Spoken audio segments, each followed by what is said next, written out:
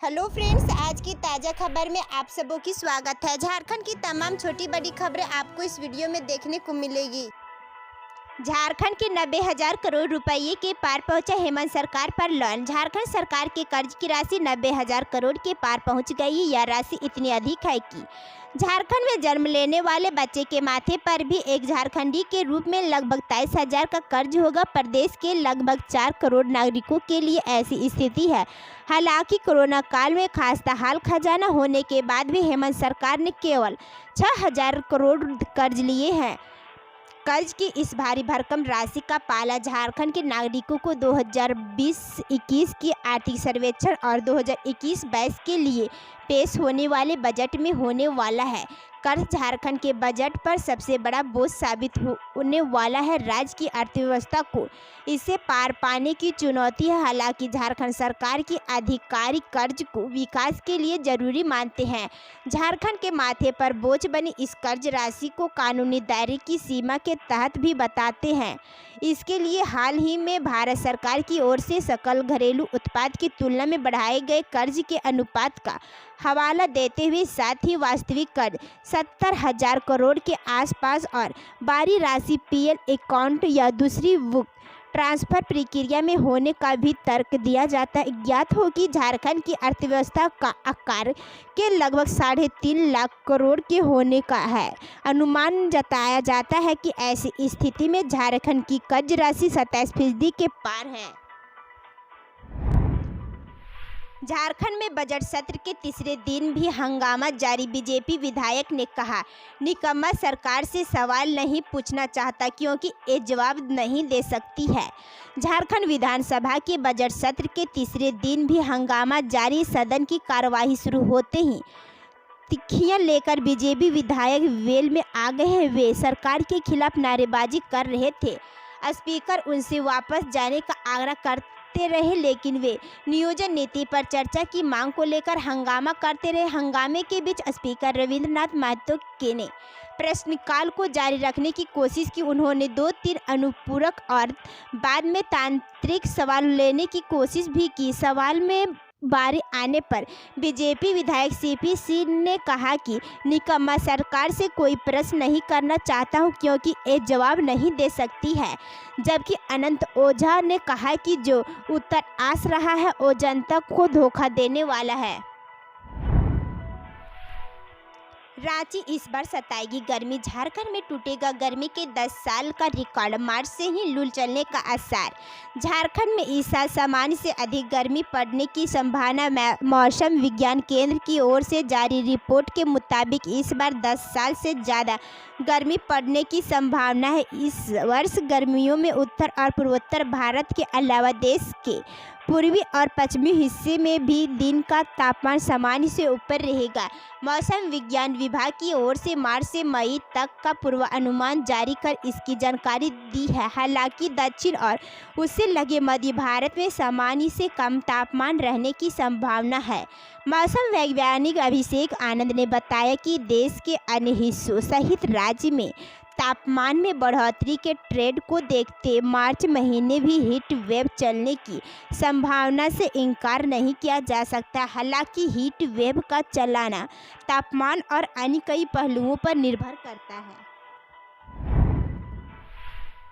झारखंड के गरीब और कमजोर वर्ग के लोगों को मिलेगा मुफ्त वकील। झारखंड में समाज के कमजोर वर्ग SC ST और अन्य जरूरतमंद लोगों को झारखंड राज्य विधिक सेवा प्राधिकार बचाव पक्ष को मुफ्त वकील उपलब्ध कराएगा। झालसा इन वकीलों को 2 साल के लिए नियुक्त करेगा।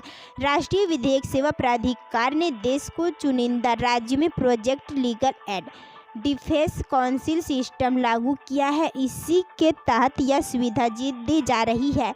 झारखंड के चाईबासा में अभी पायलट प्रोजेक्ट के रूप में इसे लागू किया गया है। यही की सफलता के बाद अब पूरे राज्य में इसे लागू किया जा सकता है। लातेहार में सुसाइड। सुबह परिजनों को फंदे से लटकी मिली नाबालिग बेटी की लाश। 8वीं में पढ़ती थी छात्रा। चंदवा थाना क्षेत्र स्थित पानाटांड में 8वीं की एक छात्रा ने अपने घर में फांसी के फंदे से लटक आत्महत्या कर लिया। सुसाइड की वजह फिलहाल स्पष्ट नहीं हुई है। परिजनों को फंदे से लटकी छात्रा की लाश मंगलवार सुबह दिखी। घटना की सूचना के बाद पुलिस मौके पर पहुंच शव को पोस्टमार्टम के लिए भिजवाया और मामले की जांच में जुट गई है। मृतक की पहचान सहदेव परहिया की बेटी रानी कुमारी के रूप में की गई है। रात को परिजनों के साथ खाना खाने के बाद वो सोने के लिए चली गई। इसके बाद सुबह जब वो नहीं जागी तो परिजन उसके कमरे में गए, वहीं रानी फांसी के फंदे से लटकी मिली। इसके बाद परिजनों ने आसपास के लोगों व पुलिस को इसकी सूचना दी। मासूम से दुष्कर्म के मामले में 10 दिनों में न्यायालय में पेश की चार्जशीट। राजस्थान में झुंझुनू के पाली में 5 साल की बच्ची से दुष्कर्म के मामले में पुलिस ने सोमवार को 10वें दिन झुंझुनू को पोस्को न्यायालय में चालान पेश कर दिया। यह चालान झुंझुनू के पोस्को न्यायालय में पीपी लोकेन सिंह, चिड़वा डीएसपी सुरेंद्र शर्मा और पाली सीआई इंद्र प्रकाश ने पेश किया। डीएसपी सुरेंद्र शर्मा ने बताया कि मामले में आरोपी शाहपुर निवासी सुनील कुमार के खिलाफ यह चालान रिपोर्ट करीब 250 पेज की है और इसमें पुलिस ने हर वह सबूत जुटाया है कि जिससे उसे सख्त से सख्त सजा हो सके। आरोपी के खिलाफ करीब 40 गवाह और 80 साक्ष्य पेश किए गए हैं। करीब 2 साल पहले ही झुंझुनू ने मासूम से दुष्कर्म का ऐसा ही एक मामला सामने आया था, जिसमें पुलिस ने 11 दिन में चालान पेश किया। 4 मार्च तक बाधित रहेगी कोडरमा शहरी जलापूर्ति योजना। कोडरमा शहरी जलापूर्ति योजना 4 मार्च तक बाधित रहेगा। उक्त जानकारी डीएचईडी विभाग के कनीय अभियंता संजय कुमार ने दी। उन्होंने बताया कि एनएचएआई के तहत सड़क निर्माण में पाइप शिफ्टिंग, मोटर रिपेयरिंग और पाइप रिपेयरिंग को लेकर जलापूर्ति प्रभावित रहेगी। 4 मार्च के बाद पुनः इसे बहाल किया जाएगा। खुदकुशी करने वाले युवक को जिंदा करने का दावा, शव पर धार्मिक पुस्तक रखकर रात भर की प्रार्थना। झारखंड के चतरा जिले से अचंभित कर देने वाली खबर आई है। युवक की खुदकुशी करने के बाद एक विशेष समुदाय के लोगों ने उसे जीवित करने का दावा किया। सफल न होने पर शव छोड़कर सुबह फरार हो गए। मामला विशेषनगर थाने की परसिया गांव का है। यहाँ एक युवक सूरज कुमार ने कुएं में छलांग लगाकर आत्महत्या कर ली। पुलिस ने अप्राकृतिक ढंग से मौत का मामला दर्ज किया।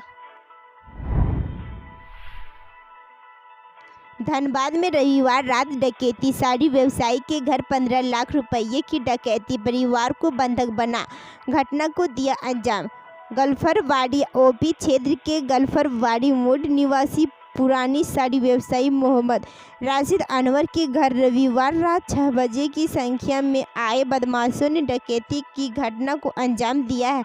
हथियार के बल पर परिवार को बंधक बनाया और करीब 10 लाख रुपये केस और 5 लाख रुपये के गहने अपने साथ ले गए। सभी डकैतों ने नकाब लगा रखा था। घटना की सूचना के बाद मौके पर पहुंची पुलिस मामले की जांच में जुट गई है।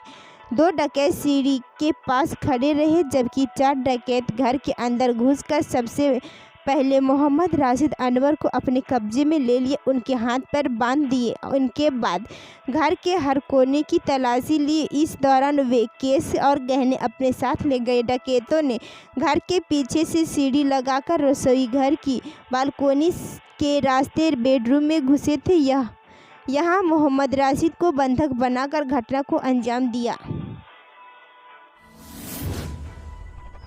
वीडियो में बस इतना ही। वीडियो को देखने के लिए धन्यवाद।